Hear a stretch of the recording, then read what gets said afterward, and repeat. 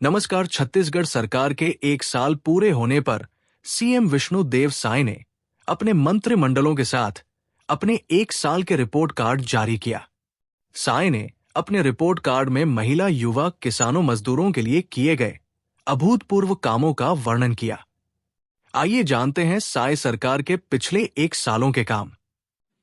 आज हमारी सरकार के एक वर्ष पूर्ण होने के अवसर पर आज के इस पत्रकार वार्ता में हमारे प्रिंट मीडिया एवं इलेक्ट्रॉनिक्स मीडिया के सभी साथियों का बहुत बहुत स्वागत है, अभिनंदन है।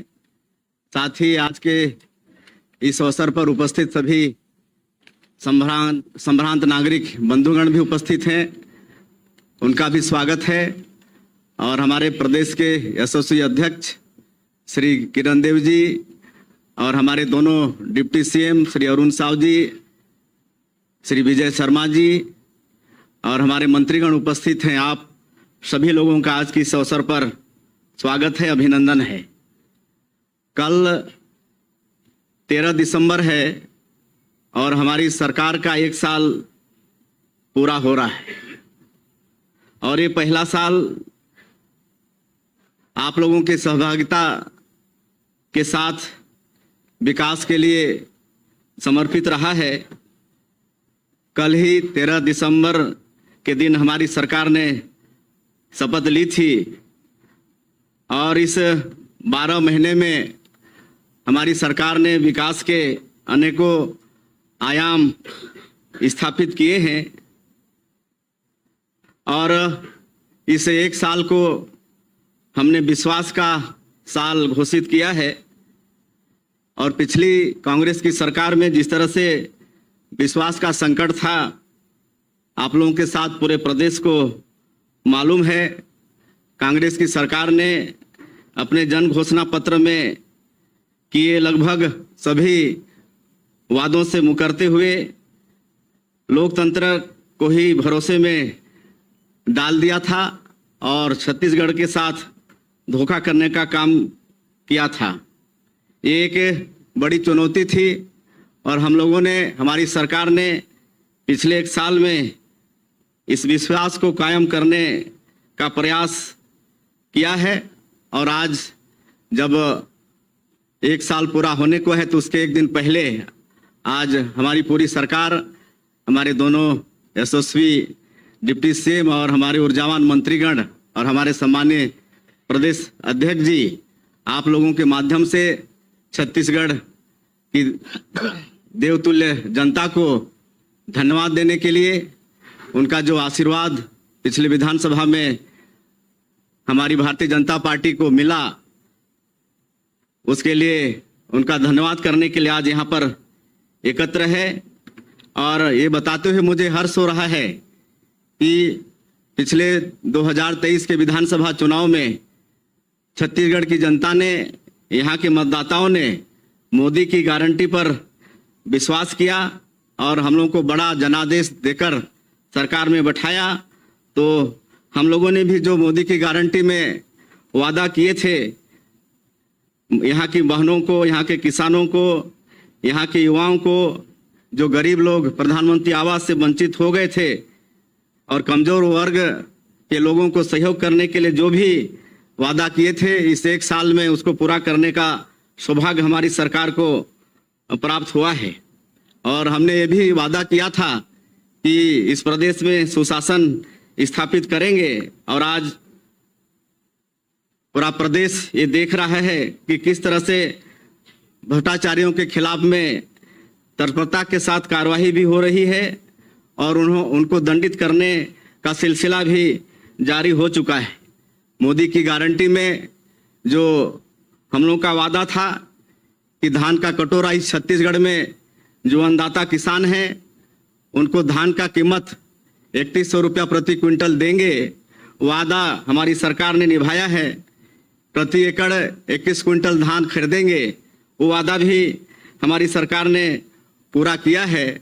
और 2 साल का बकाया बोनस जो कांग्रेस के जन घोषणा पत्र में भी था, लेकिन 5 साल तक उन्होंने जिक्र नहीं किया, तो 14 लाख किसानों का 3716 करोड़ रुपया बकाया बोनस जो था 2023 के दिसंबर 25 को, जिसको हम लोग सुशासन दिवस के रूप में मनाते हैं, जो भारत रत्न हमारे छत्तीसगढ़ के निर्माता श्रद्धेय अटल बिहारी वाजपेयी जी की भी जयंती है, उस दिन ये बकाया राशि देने का काम किए।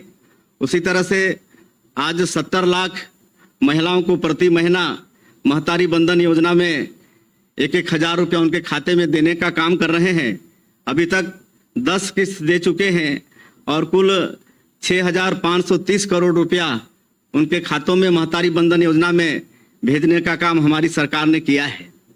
हमारे आदरणीय प्रधानमंत्री जी का भी ये वादा था चुनाव कैंपेनिंग के दौरान कि छत्तीसगढ़ में भारतीय जनता पार्टी की सरकार बनती है तो मुख्यमंत्री का पहला काम होगा कि जो पिछली सरकार में 18 लाख गरीब लोग प्रधानमंत्री आवास से वंचित हो गए हैं और उनका आवास स्वीकृत करना, मुझे बताते हुए गौरव हो रहा है कि 13 दिसंबर 2023 को सरकार शपथ ली और दूसरे ही दिन 14 दिसंबर को पहला कैबिनेट बुलाकर 18 लाख प्रधानमंत्री आवास की स्वीकृति कैबिनेट से हम लोग पास करा लिए और आज गौरव के साथ बता रहे हैं कि हम लोग गृह प्रवेश भी करा रहे हैं प्रधानमंत्री आवास का और लगातार स्वीकृति भी दे रहे हैं।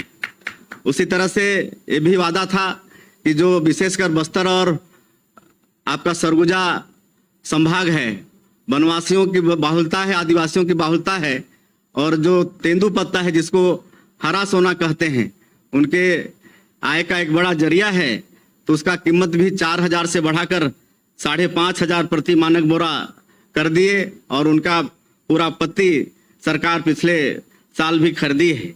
नई शिक्षा नीति भी इस प्रदेश में लागू किए हैं जिसमें शिक्षा के साथ साथ उसको रोजगार परख की भी व्यवस्था है। अब ऐसी शिक्षा हम लोग नई शिक्षा नीति में दे रहे हैं कि उसमें रोजगार की भी शिक्षा दी जा रही है। और उसी तरह से शिक्षा को आगे बढ़ाने के लिए रायपुर में जिस तरह का नालंदा परिसर है, उसी तर्ज पर छत्तीसगढ़ के 13 नगरीय निकायों में हाईटेक लाइब्रेरी का निर्माण भी कर रहे हैं। CGPSC का जो स्कीम था आप सबको मालूम है और उसकी दोषियों को भी सजा दिलाने का वादा था और CBI उसकी जांच कर रही है और उसमें भी जो दोषी लोग हैं वो दंडित होना शुरू किए, आप सबको मालूम है। और अभी जो PSC का रिजल्ट निकला है उससे हमको बताते हुए खुशी हो रही है कि जो टॉप 10 के 10 बच्चे थे, अभिभावक सहित हमको धन्यवाद देने मुख्यमंत्री निवास आए हुए थे और उनके चेहरे की खुशी को देखते हुए बनता था।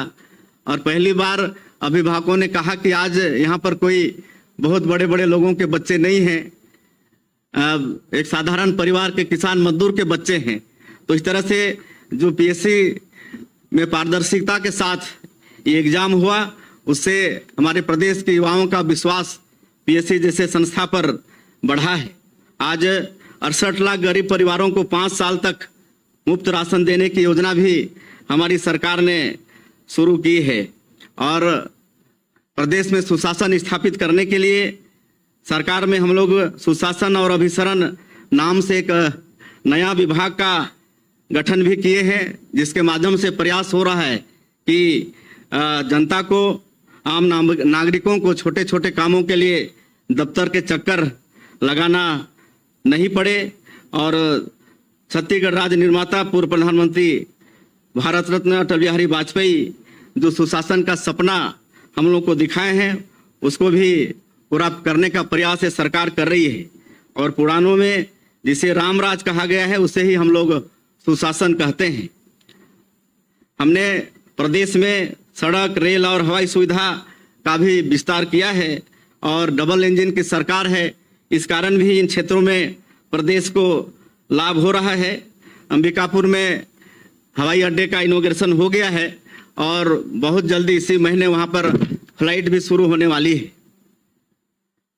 और अनुसूचित जनजाति, अनुसूचित जाति, पिछड़ा वर्ग और अन्य वर्ग के विकास के लिए प्राधिकरण का गठन किया गया है कि उनके विकास में किसी तरह भी संसाधन बाधक नहीं बने। सरकार की योजनाएं तो उन तक पहुंचती ही हैं, इसके लिए जो भी प्राधिकरण का गठन हुआ है उसको और मजबूत करने का काम हमारी सरकार ने किया है।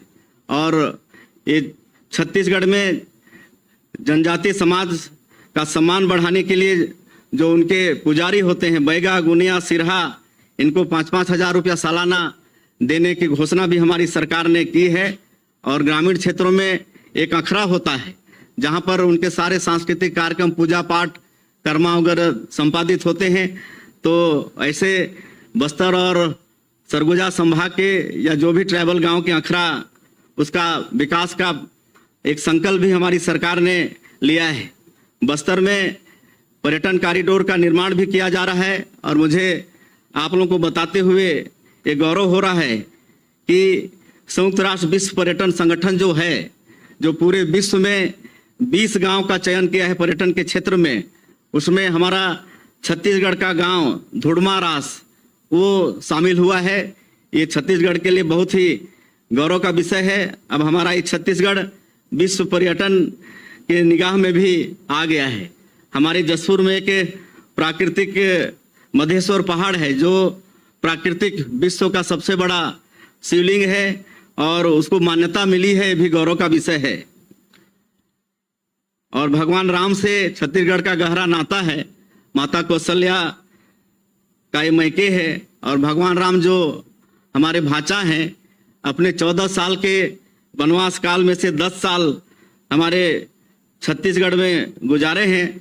तो हमारी सरकार ने रामलला दर्शन योजना का भी शुभारंभ किया है और इसके तहत आज 20,000 से ज़्यादा राम भक्त अयोध्या जाकर भगवान राम का दर्शन करके आ गए हैं। हमारी सरकार ने नई उद्योग नीति 2014-2030 इसका भी लॉन्च किया है और इसमें हमारे प्रदेश के युवाओं को स्वरोजगार मिले, इस पर विशेष ख्याल किया गया है। सूक्ष्म, लघु और मध्यम उद्योग को रियायत देने पर भी नई उद्योग नीति में प्रावधान किए गए हैं और उद्योग नीति में अनुसूचित जाति, जनजाति, महिला उद्यमी, सेवानिवृत्त अग्निवीर, भूतपूर्व सैनिक, नक्सल प्रभावित, आत्मसमर्पित नक्सली और जो तृतीय लिंग के उद्यमी को विशेष प्रोत्साहन का प्रावधान नई उद्योग नीति में किए हैं। और नक्सलवाद के साथ भी जिस तरह से हमारी सरकार मजबूती के साथ लड़ रही है, आज पूरे देश को मालूम है। और माननीय हमारे देश के यशस्वी गृह मंत्री श्री अमित शाह जी मार्च 2026 तक ये नक्सलवाद को पूरे देश से समाप्त करने का संकल्प लिया है और उस दिशा में डबल इंजन की सरकार के कारण भी इस लड़ाई में हम लोगों को लाभ हो रहा है। अभी 1 साल के अंदर 213 नक्सलियों को मुठभेड़ में मार गिराए हैं और कुल 1750 नक्सली या तो आत्मसमर्पण किए हैं या उनकी गिरफ्तारी हुई है। और ऐसे क्षेत्रों में हम लोग नियत नेलानार योजना, ये गोंडी भाषा में है, इसका हिंदी अनुवाद है आपका अच्छा गांव। इसके माध्यम से सरकार की योजनाओं को पहुंचाने में वहां पर हम लोग सफल हो रहे हैं। लगातार सुरक्षा कैंप खुल रहे हैं और एक सुरक्षा कैंप खुलना मतलब सुरक्षा कैंप के 5 किलोमीटर रेडियस में जितने भी गांव आते हैं वहां सरकार की सुविधाओं को पहुंचाना। और अभी तक 1 वर्ष में 37 सुरक्षा कैंप खुल चुके हैं और 96 से ज़्यादा गांव में नियत नेलानार योजना के माध्यम से वहां सड़क, बिजली, पानी, राशन कार्ड, वहां शिक्षा, चिकित्सा की व्यवस्था दुरुस्त कराने में हमारी सरकार सक्षम हुई है। 1 साल में 4 मेडिकल कॉलेज भवन का निर्माण की प्रक्रिया शुरू हो गई है। जांजगीर, चांपा, कबीरधाम, मनेंद्रगढ़, गीदम में नए मेडिकल कॉलेज भवन के लिए 1020 करोड़ रुपया सैंक्शन किया गया है।